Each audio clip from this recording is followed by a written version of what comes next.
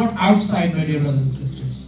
Outside is world and money and whatever, and anybody can get that money. You don't have to have rahmat to get money or homes or...